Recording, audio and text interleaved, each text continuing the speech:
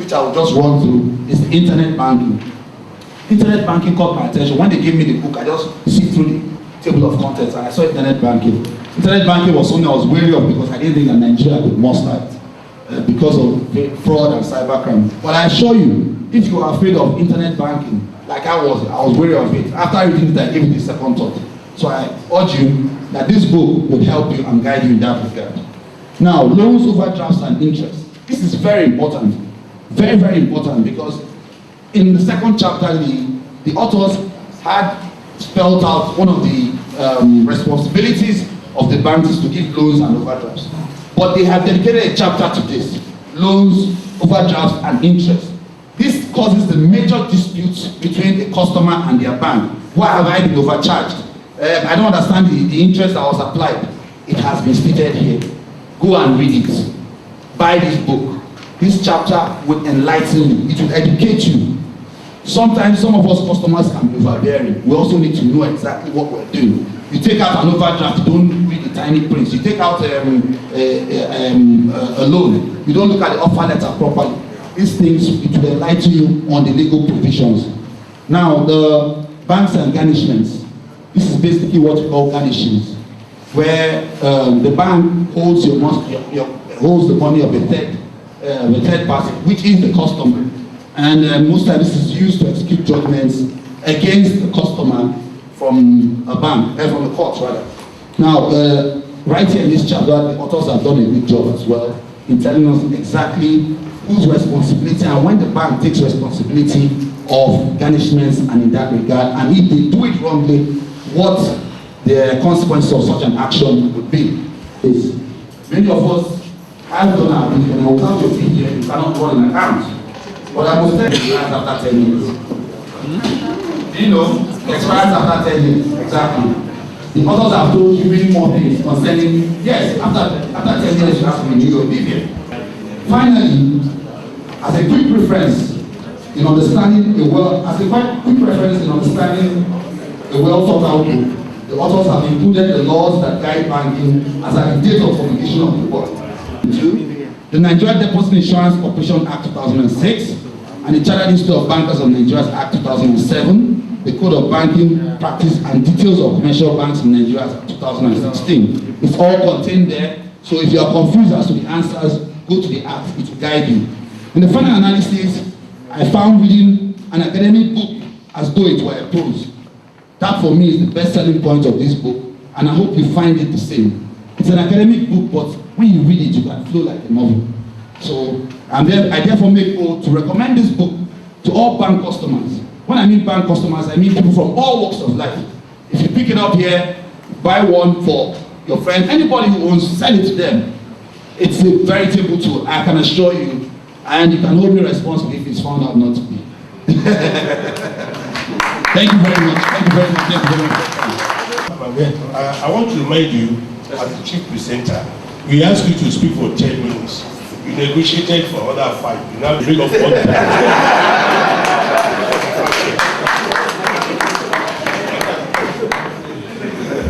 Thank you, Mr. Chairman. Okay,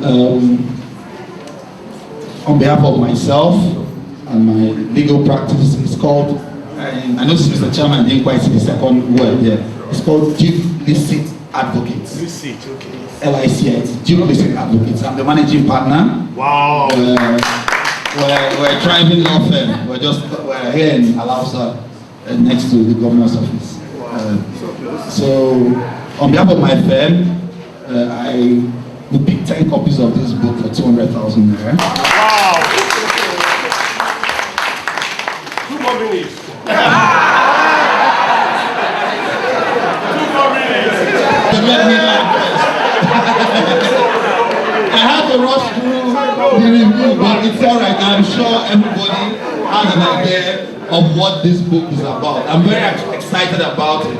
I'm also a bank customer, and certain things have happened that have also made me very angry. Maybe I should come and enroll as a member. Thank you very much.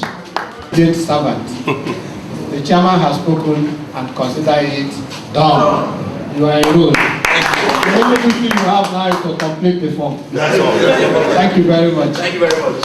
Please make it louder, make it louder. Thank you. Just very well. It's just that if we knew that you are going to perform like that, we would never be saying 2 more minutes.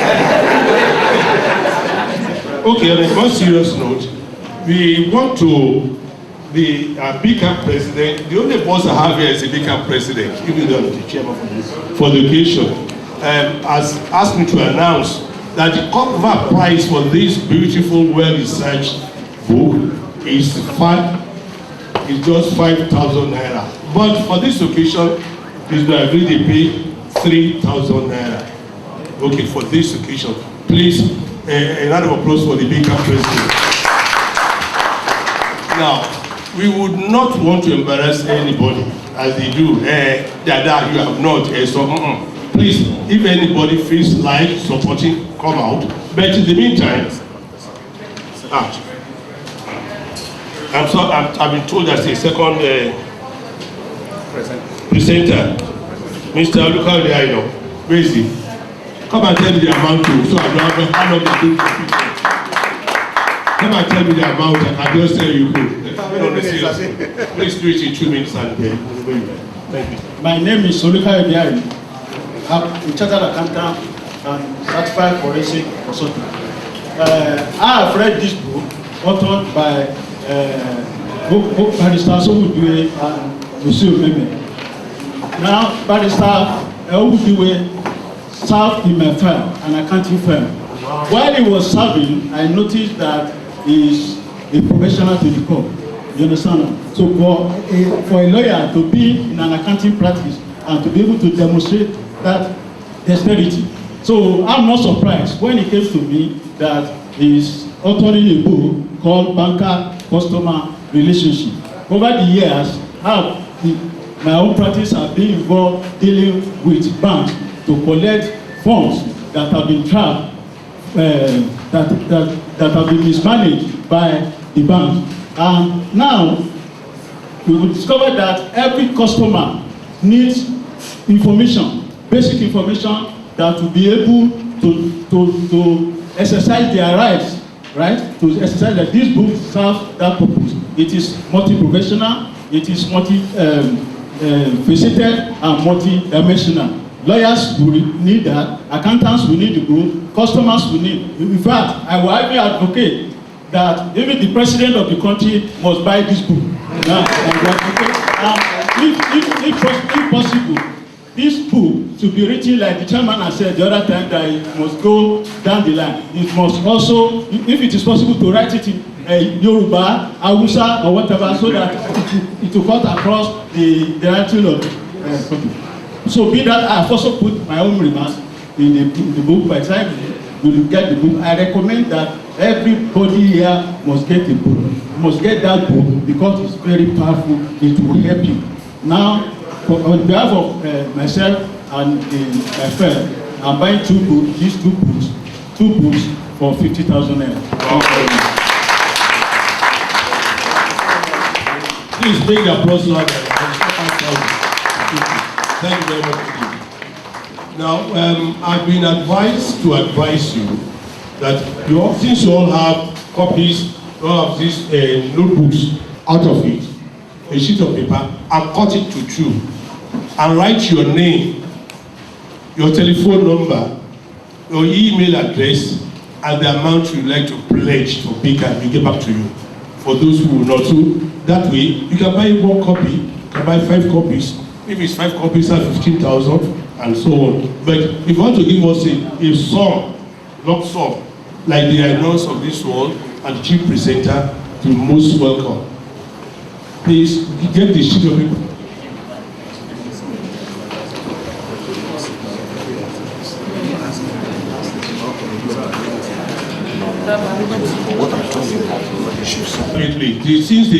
Since they make the currency, they don't want to be seen to be so spending. So, I mean, I'm going to write a book too. Okay. MC. Okay. Hey, chief presenter. Chief presenter. Please come now. No, he sent me. Come and present the book for man and now, so they, just about it. I hereby present the book, Banker, Customer Relations, I hereby present to all of you the book, Banker-Customer Relationship, a Practical Legal Guide, authored by CHIMEZIE Christian ONWUDIWE Esquire and Eric Esoimeme Esquire, with and in collaboration with the Bank Customers Association of Nigeria.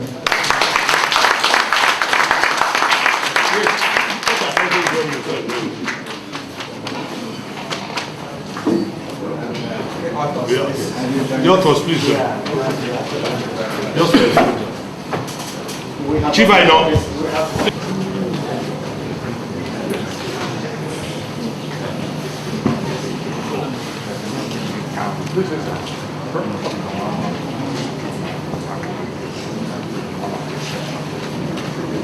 Let us say your website. Now they can't write this about 90. So come and see what I'm doing. All right, thank you. Thank you very much. Can you give us a round of applause, please? Thank you. I know you donate generously to who can afford. That's why you won't want to embarrass anybody. Write it there, 2 books, 3 books, 10,000. But if we write 2,000, we'll take it as a mistake. We'll correct to 3 and sign. All I say, the list is 3,000 for 1 book. Unless you want to pay in 2 installments, which will not be. Thank you, madam. You're laughing without permission. See now. Okay. And on a serious note, somebody they are going around. I want to take for lawyer, you don't need to take a check from him. The paper is as good as the money. Chimezie would that too. And I know the president of all the women bankers are here. Is here. Okay. Okay. We come in gradually to the end of this format of me. You know, give it just a book, 1 copy. 1 copy. But I know the minimum for the people on this top table. I say if any time you are put to be on the top table, there's a price attached to it. You'll be the first to get there, you'll be the last to leave. So we might as well pay a low check. Thank you. Okay. Get back to you. Okay, pledges, you know. You know, I belong to Church Society. Somebody also pledged some 30 years ago. He pledged 10,000 naira. You clap for him. He will pay the game to him. He said I was broke that day. 10,000, okay. Can we pay 5,000? You pledge now. Since you are not taking alcohol, you know, you can pledge anything. You can't say you are drunk. But I will also laugh without permission again. The second woman to pledge his life without permission. Over from here now.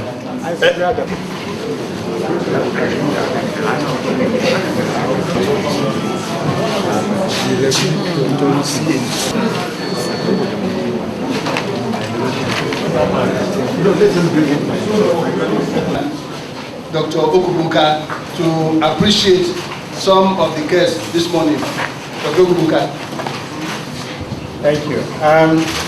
Mr. Chairman, sir, distinguished ladies and gentlemen, we would like to show appreciation to the Governor of Central Bank of Nigeria, Mr. Godwin Emefiele, ably represented by our very good friend, James Yari, who is the controller of Central Bank. And you can imagine why I have to do this first. He is controlling the currency. So I am keeping the money for you, all of us. So on behalf of all of us here gathered, so that we can show you that there's no money in this one. He already has enough money with him.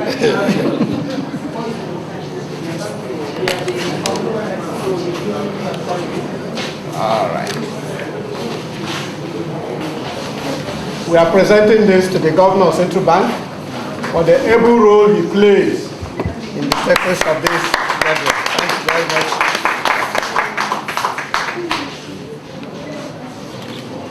Thank you very much. Thank you, sir. Yes, sir. Okay.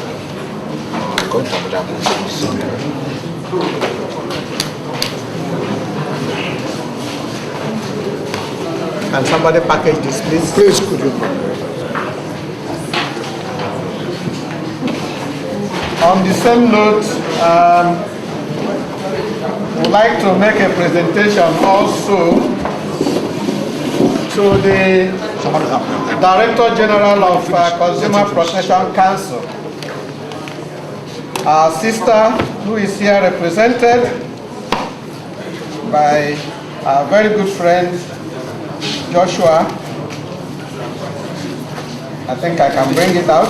Yes, so that you see that it's only black. Thank you so very much. Help us to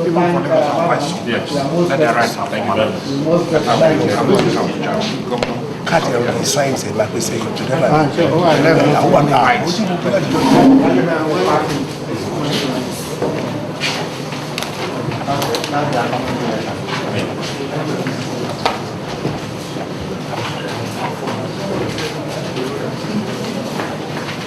Well, the chairman, you will agree with me, has been very wonderful, isn't it? Yes. And a token of appreciation from all of us to Mr. Chairman for ably guiding this gathering, this summit, second edition.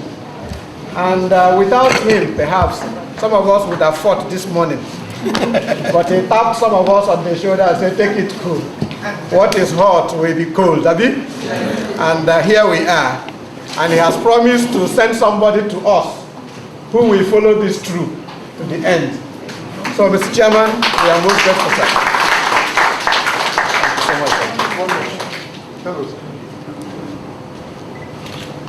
Thank you.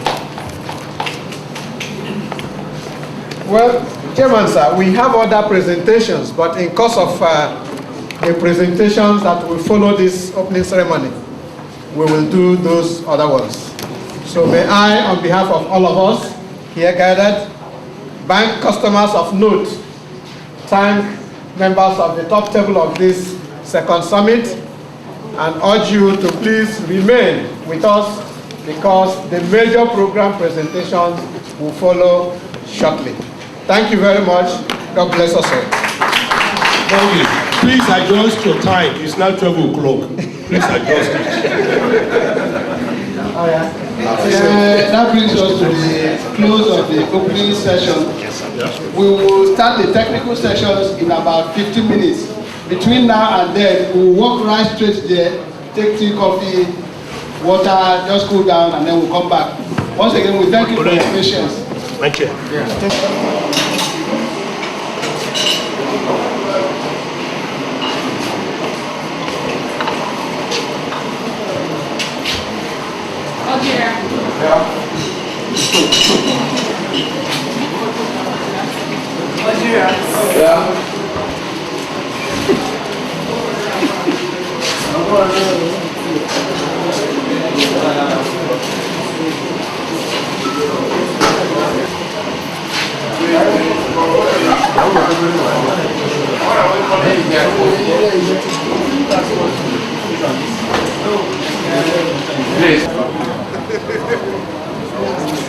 I'm set to.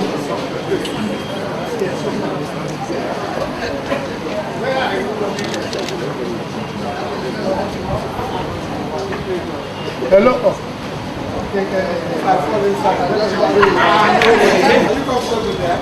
Okay.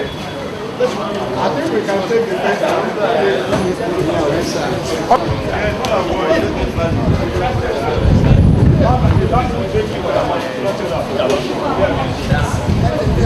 when you are ready, you tell us.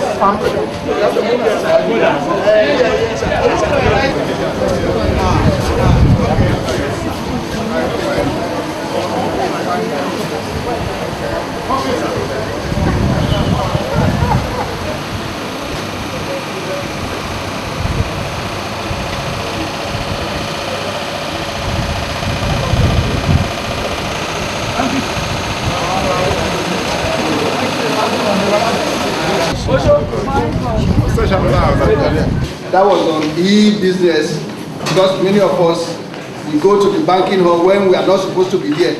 Things we can do from the comfort of our car, our home, our office. And I keep telling people it's risky. You go to the bank where you are not supposed to be there. Maybe that's why you meet robbers. You blame yourself. why am I here in the first place? Something I would have stayed at home conveniently and done. So NDIC sponsored those 2 programs last year, and they said the reward for hard work is more work. So when we thought of this program, we didn't hesitate to reach out to them, and in their usual style, they also agreed to be present. So to consider that issue with us, we invited the MD, and he is here ably represented by the Director of Bank Examination. In fact, that's his core work. So I'm pleased to introduce to you, I had met him earlier, Mr. A.A. Adeleke, who will be looking at that issue. And so I quickly hand over the mic to the President, Dr. Ugunkan, to take us through. And it should be of interest to us. Service failure and complaints management in the Nigerian banking industry. If you have gone to the bank or you are using your ATM or whatever, and you have problems, what are you supposed to do? How will you do it? And so on and so forth. That is what our own Mr. Adeleke is going to be speaking to us. And let me also add, apart from his designation as the director in charge of bank examinations in the NDIC, he is also the chairman of the technical committee of subcommittee on ethics and professionalism. So they are the ones that resolve cases between those of us who are customers and our banks. So he is very well equipped with both the knowledge, the practice to discuss this particular subject with us. So please join me in welcoming Mr. Adeleke.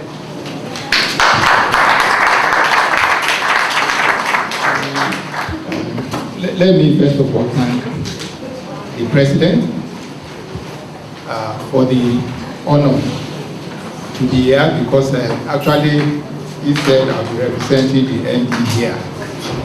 He invited me in my own capacity. Yes. But when I came here, he said, well, since you are here, we want you to represent the MD of NDIC. And I cannot say no to it. I chose also to speak from here instead of going to the podium, because I felt that we should have eye contact. There's a dividing barrier, and I would like to see everybody. We started late, and I've been told again that we have to manage our time. So I've been time conscious. Service failure and complaints management process within our industry, the banking industry. It's a very big topic, but I will approach it in a very simple manner. There is no time for us to explain what kind of complaints or type of service failure that we will have one by one and how we will navigate them. But I will try and as much as possible to lay the layers that are available to us as consumers to be able to solve our complaint, get our complaints attended to, and derive satisfaction for being bank customer. One thing that is important, and I think from the address of the President today, is that this association, the key issues is to share knowledge. Try and share knowledge amongst ourselves as to banking and our rights, privileges, and also duties. There is no right that you have that do not have a duty. So once you are saying I have a right, then also be mindful that you have a duty to perform. So knowledge is very, very important, and I'm happy that we are sharing knowledge. Another is to cater for members.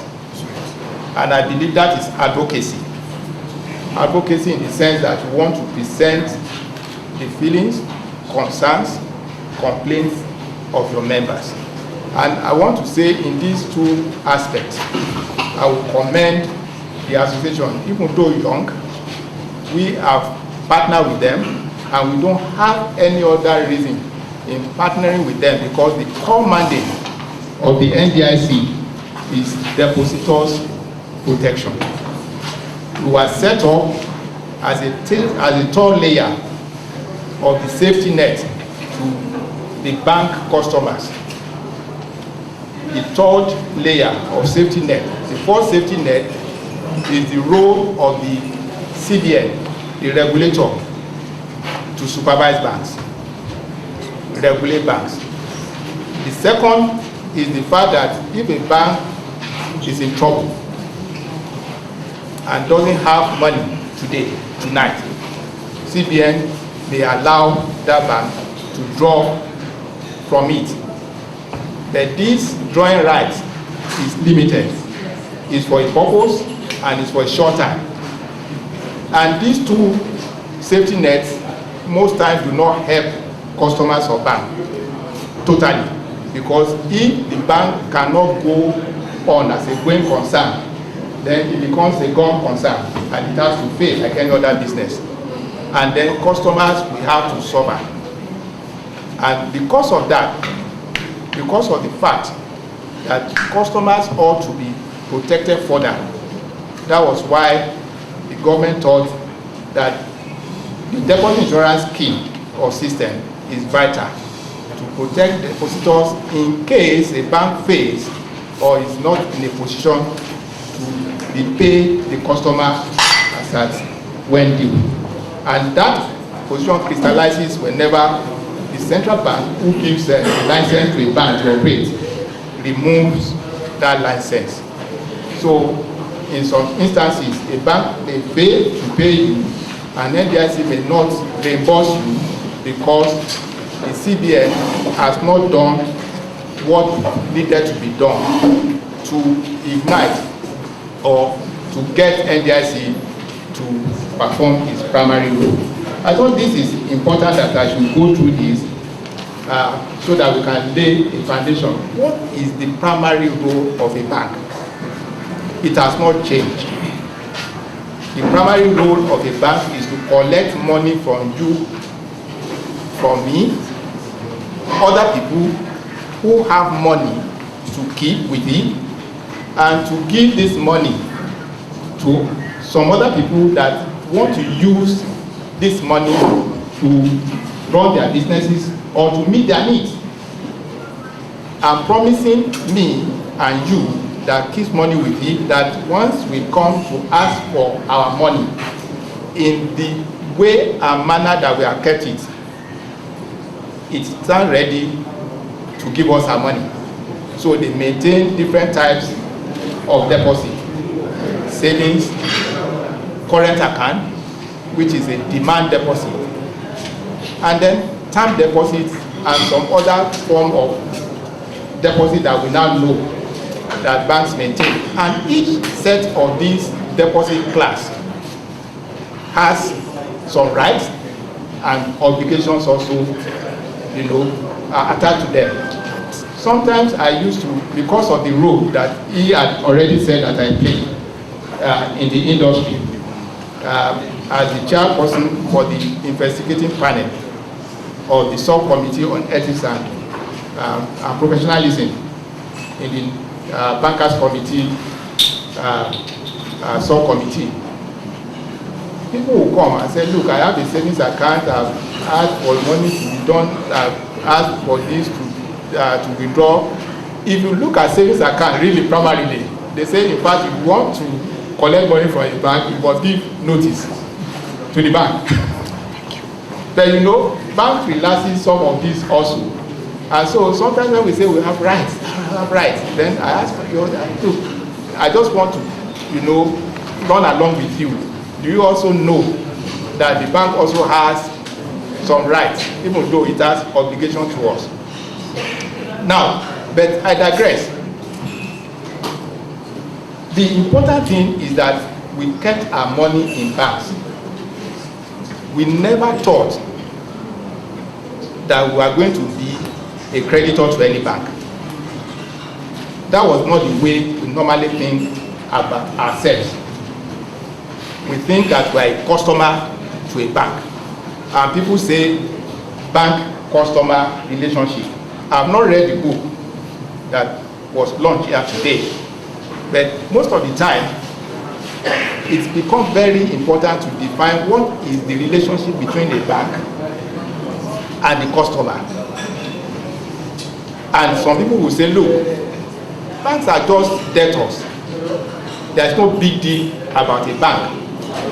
And if you look at banks today, and if you are financially literate, if you look at the capital of a bank, the paid up capital of a bank, and you divide it with the asset of that bank, the asset that that bank has created, there is no bank in Nigeria that will be above or up to 1%.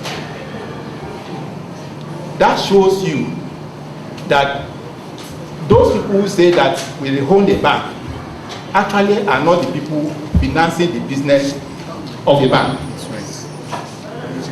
And if you do the contrary, if you divide the deposits, the total deposits in a bank with the assets that the bank has created, you'll probably be getting up to 60, 70, 80%. It just shows that, in fact, people who get money in banks are the true owners of a bank. And that's why the mentality as to depositor protection has changed rapidly. The most painful thing or agonizing thing also about it is that we are the ones that finance the bank, the business of the bank. But we are mostly individuals. So a bank can say to you proudly, I have 5 million customers, I have 10 million customers, a single bank. These 10 million, 20 million customers, we don't sit down together to decide the relationship between us and that bank. So the bank is so powerful with our money, keeping our money, and we are powerless because we deal individually with the bank. So there's strength in unity. And again, that is the purpose of this association. In fact, because banks are so big and their relationship to their customer is so opaque, in the sense that you say who is the owner of the bank, they say we have our shareholders, we are working for them and we must make a return to them. They don't say we are working for the customer and we must make a return to the customer. If they become so big, if a bank becomes so big, it then becomes even a problem to the person that regulates the bank. I believe that we may have heard about the expression too big to fail.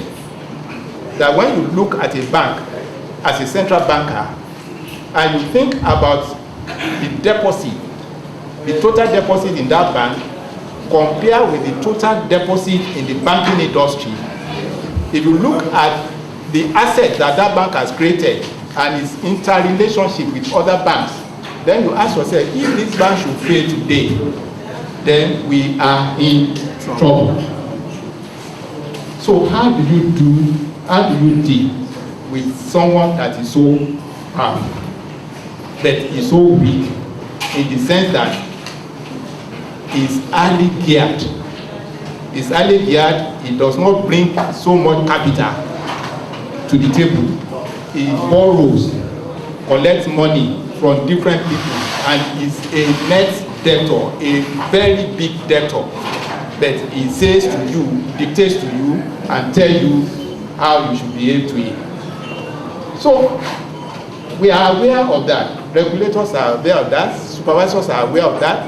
And customers are getting to know that they have to have not just information. Information is key, but to me, knowledge is power. And I say knowledge is power because today, I've received today, just there are not many today, I've received 2 mails. 2 mails telling me that they are sending this mail to undisclosed persons, but they are copying me. They are blind copying me and they put my name there. And if I read to you what they asked me to do, they said a payment has been made according to what was agreed. That payment, they are just confirming that that payment has been made. That I should please open the attached document and I should then do certain things. I have information for you that whenever you hear or you see anything like this, don't open it, just delete. Don't bother yourself. I don't bank with certain banks, and then I get, mails telling me that they have used part of my money to fund a digest, a monthly digest, and so my account has been debited to the tune of 15,000 naira. So as a depositor, you probably say, what kind of nonsense is this? Without even looking at it, that look, come, I'm not even a customer of this bank. So what is my problem with it? Even if it's my bank, I can check from the bank whether my account has been debited or not. So once you then do anything with that mail, you started the process of only having information but not having knowledge. And it's important that we know this because there has been a lot of complaints. We have moved away gradually, and we are moving gradually in Nigeria from brick and mortar. Where a bank will be here, and you need to come inside here to talk to someone face to face, to get a tally, or to do what you can call a savings deposit slip, or a savings withdrawal slip, or any kind of, even using your check. My own checkbook, I don't think I use more than 1 or 2 leaves. Because even if you want to pay to a church now, all of them are POS. I was surprised when our chairman said, this is not in the church, they don't have POS. In the church today, I know that most of them have POS. So we have moved away gradually from brick and mortar, and we are getting into electronic banking. And the more we go into electronic banking, then a lot of complaints that arises from electronic banking is the fact that people have information but they don't have knowledge. And maybe the banks themselves, they've tried, but they cannot reach everybody. And the literacy level in our country is also low. And that is why this association to us is an association that we partner with as a corporation and that we support. Now, there are various complaints that you can have against the bank, and it will be foolhardy for me to be listing them and going through them, because even with a bank and another bank, the kind of service failure that the bank may have may differ from another bank. We all use the cellular phones. And most of us also subscribe to internet banking. And for you to be able to do internet banking, you must be connected to the internet. And the bank use the same internet service providers as we use. And sometimes those services do fail. So you can go to your ATM, and if that ATM that is connected to the telephone breaks down, there is service breakdown, there's no way that you can then conclude the action that you want to take. Your card may have been taken by the machines. It may not come out because there is no service. So that may be your own complaint. Another person's complaint may differ from that. It may be that, oh look, I've been banking with this bank and they have not been able to give me statement of account. But you have a right to your statement of account.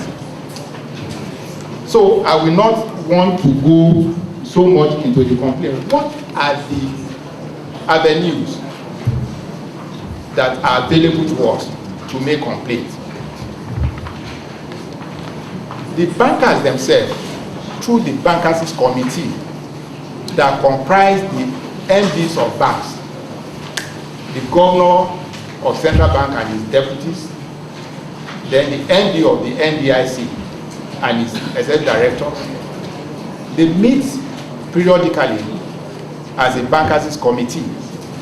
And because of serious complaints that they get, especially the NDIC, the CBN, they thought, look, we should try as much as possible to institute a process whereby bank customers can come and lay their complaints, and these complaints will be looked into. But the first step for a complainant is to go to the service provider. A bank must have a complaint, mediation process that is clear and is time-bound. We receive complaints, and we promise that all complaints that we receive must be resolved within a particular period of time. And most of the banks will tell you within 48 hours we will resolve your complaint. That is what they will tell you. Now, if you are not satisfied, then the bankers committee then set up a subcommittee on ethics and professionalism, and they didn't call it a subcommittee on complaints. They said ethics and professionalism, because they know that if your bank has not satisfied you as a complainant, then you can resort to the gentleman that wrote this book and say, look, you are a lawyer, this bank has done this or that, and I want you to take them to court. But think about it. If all complainants, if all customers of banks have to go to court to seek redress, how long it takes for cases to be heard, how much you have to spend in order for your case to come to conclusion, and the lawyer will also charge you, it's not free. So they set up this committee and said, look, ethically, professionally, we need to protect ourselves and our image, so that complainant can come, and they chose the Chartered Institute of Banker as the secretariat for that committee. And I'm proud to say that your president, who happens to be the registrar, the past registrar of the CIBN, was a member and in fact the secretary to this subcommittee for the time that he was the registrar of the institute. That's how powerful that subcommittee is, to have the registrar and the chief executive of CIBN being its secretary. So you have the right to go there and lay your complaint. Now, the bankers committee also agreed that once you agree, you customer agree to any decision that has been taken by that subcommittee, then the bank is obliged to obey that decision. The bank has no choice, but the customer may not agree and may seek adjudication with the court. But we prefer that there will be mediation so that you do not lose money again, trying to redress the wrong that may have been done to you. The second avenue that has been provided is that CBN, since it came on board in 1958, for so many years, the CBN did not have any office, specific office, to take complaints of customers.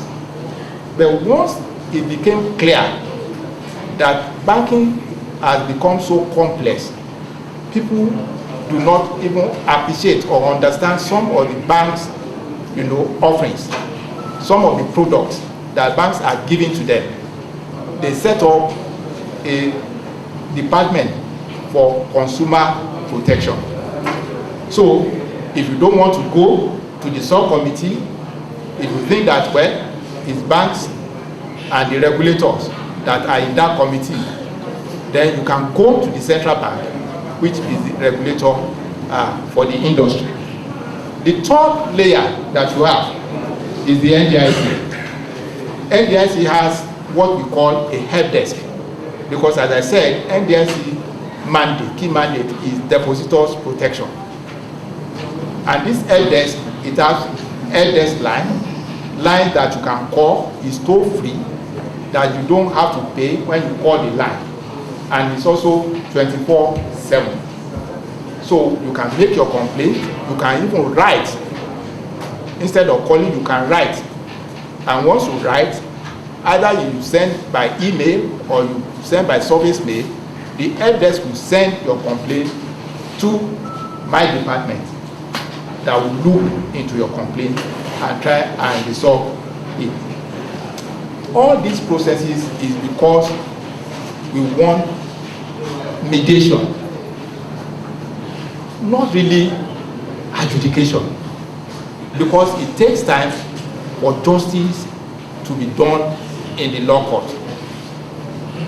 The country has reached this step, and these processes are more or less administrative. But going forward,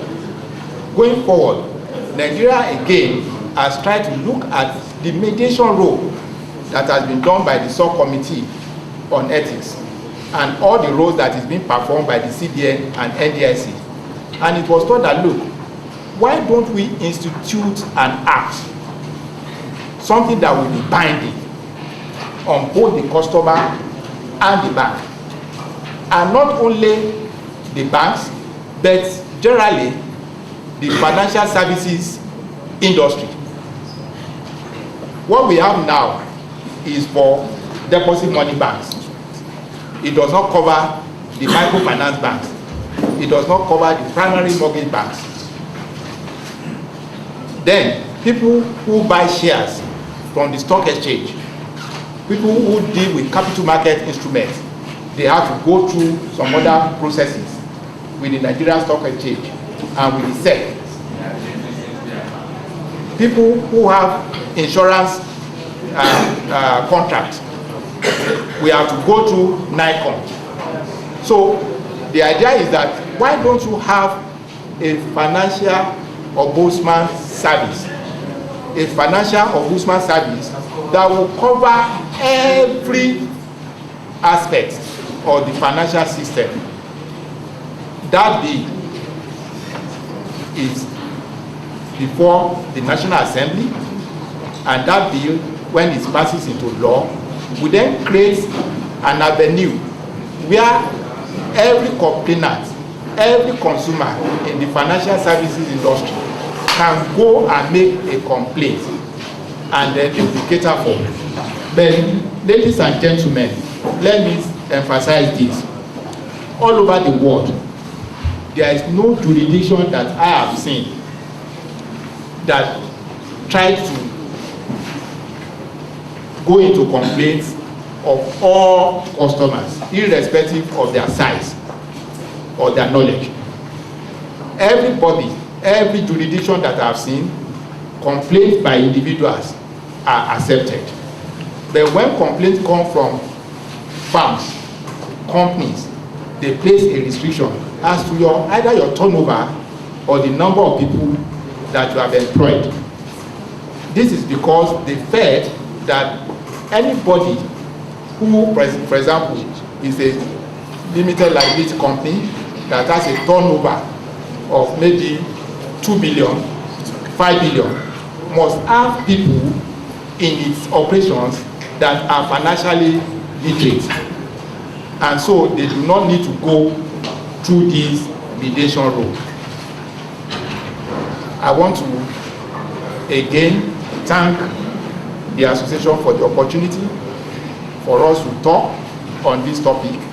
I would want to share with you if there are questions that you think you want to raise concerning a service failure in the bank and what you think the bank should do. I want to thank you and I want to apologize on behalf of the MD of NDIC. You know that he supports this association very well, and that the NDIC as a corporate body has a lot of respect for this association, but unfortunately, because of the time that we are in, the exigencies of office, he is not here present with us. But I believe that I have been able to speak to the topic that has been assigned to him. Thank you very much.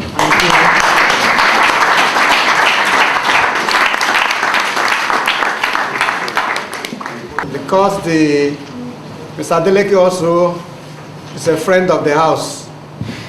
Honestly, I don't know how to explain it, but I thank God that it is him that is even here. So I have begged him to hold on, because I know this is a very important subject. Many of us may have questions. But by the time we start giving microphone to people to ask questions, we may not leave here today. So I'll beg all of you that may have one question or the other, take a piece of paper from this God-given notebook we have. Write out your question and submit to us. Some of our colleagues will go around and collect, so that we just read out the questions and then we answer them. By the time you are getting ready, we would like to bring in the next guest speaker so that he talks to us as well, and then collectively we can take the question and answers together. That will save us some time. Do you agree with me? Yes. Thank you very much. So on this note, I hand over to the Director of Programs. Time early in the day, and luckily he has said to our request. The next issue we'll be looking at is the federal government, the CBN, recently introduced the flexible exchange rate system, and at the forefront of those raising issues about that is the Lagos Chamber of Commerce and Industry.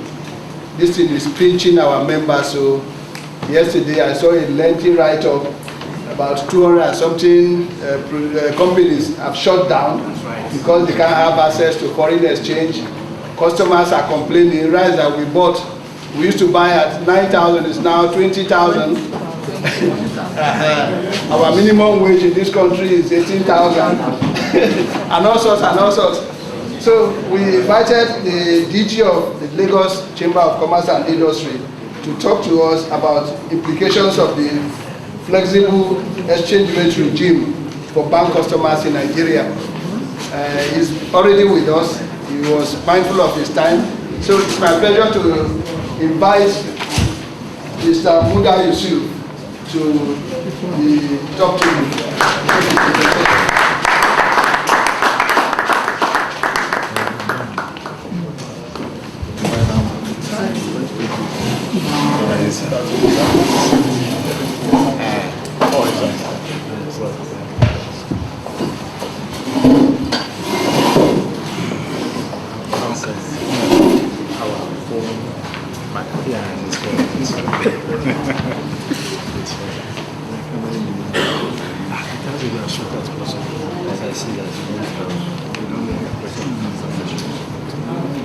So may I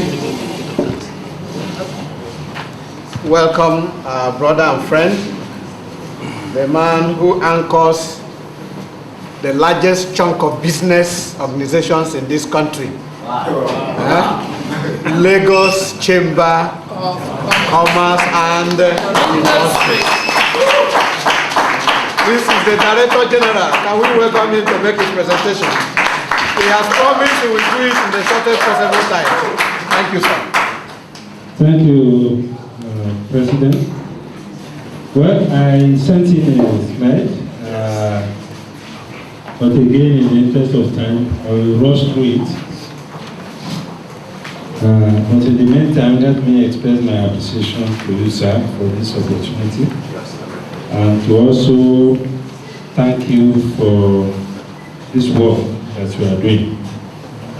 Because in this environment, if you don't have people speaking for you, you'll be oppressed for a long time. So we need this kind of platform. I must also say that while I was here, I listened to part of the presentation by the NDIC. I must confess some of the things that were said, I'm not even aware of them. Even as a bank customer. So that underscores the need for proper sensitization. You know, on the part of NDIC, the CBN, you know, there are all sorts of platforms that consumers can take advantage of. But if they don't know, you will not be able to take advantage of them. The first thing that they think of is to approach a lawyer and all of that. And the cost of that, just as you said, sir, is so prohibitive. So please, we need more sensitization on virtually all platforms so that people can know exactly what they will do. Well, I am to speak on implications of flexible exchange rate regime. Can you put it in slideshow? Is that slideshow? That's not slideshow. Okay, this we had a major crisis with the supply of foreign exchange. So there was a need to now decide on what strategy to use to allocate the very limited foreign exchange that we had. That was what led to a debate as to whether I should fix the exchange rate or I should adopt a flexible exchange rate. It's all about a mechanism for the allocation of foreign exchange. Basically, that is what it is. Of course, the outline, we look at the economy, the various sources and sectoral allocation, the flexible exchange rate regime, characteristics of flexible exchange rate implications, and the implications of the exchange rate regime for businesses and bank customers. I imagine that all the people that are in business are also bank customers. So I'm speaking from the perspective of the private sector, generally the entrepreneurs, and even the employees that have one thing or the other to do with the bank. Now, of course, we had what happened to the economy, the collapse of oil price, as you can see in the board. That affected revenue, and you know what it is now with everybody. State governments are not able to pay salary. Many employers are not even able to pay salary because there is no business for them. Many people are being owed. There are so many debtors in town now, and there is very little you can do. If the person says, you are going to say, well, I hope you know how the economy is. Even those who don't know how to pay before, they say, there's the economy. You know. But generally, there are massive defaults all over. At corporate level, at individual level, even at international level. In some of our international transactions, there are defaults because of this crisis, and always because of our over-dependence on oil. So this decline also led to the crisis in foreign exchange market that we have. It affected our foreign reserves. We are struggling now to maintain foreign reserves at around 25-26 billion US dollars. And the foreign reserve is a test of the credibility and the stability of your economy. So it is important that we have a reserve that is robust. Of course, there is now talk about recession in the economy. Some people say technical recession, some people say it's ordinary recession, whatever it is, there is a crisis. You know, and before the minister even pronounced a recession, a lot of people were already in recession. Is that not so? Somebody that has not been paid for 6 months or 9 months. It's already in recession before somebody announced recession. So there has been a crisis in the economy, and at the same time we are having inflation. So it is trouble to find. Well, the sources of foreign exchange, inputs in Nigeria. That is what we have there. For a long time, up until recently, we had quite a sizable input from the autonomous sources. The sources from the central bank, the one in yellow or whatever, and the autonomous sources. So when there was confidence in the economy, a lot of autonomous funds were coming into the system. So part of the challenges we are dealing with now is that because there has been a collapse of confidence, the autonomous component of foreign exchange has virtually dried up. So all the pressure is now on the CBN, and that is why they are not able to cope with the challenges. So the key issue now is how to restore confidence. Of course, we had the challenge of the oil price. We have allocations there for oil sector, for the industrial sector, for business policies. And those, as you know, recently, the CBN announced that 60% of all forex should go to the manufacturing sector. I hope you are aware of that. Is that the economy has maybe 20-30 sectors. And even the manufacturing sector depends on some of these sectors for survival. So we now have a directive from the CBN that 60% should go to the production of raw materials and machinery. So the question is, what happens to the fuel importation? No, refineries are not working. And already the production of PMS, fuel, consume essential. So if we set aside the one importation of fuel, you have already given 60% to manufacture. Left.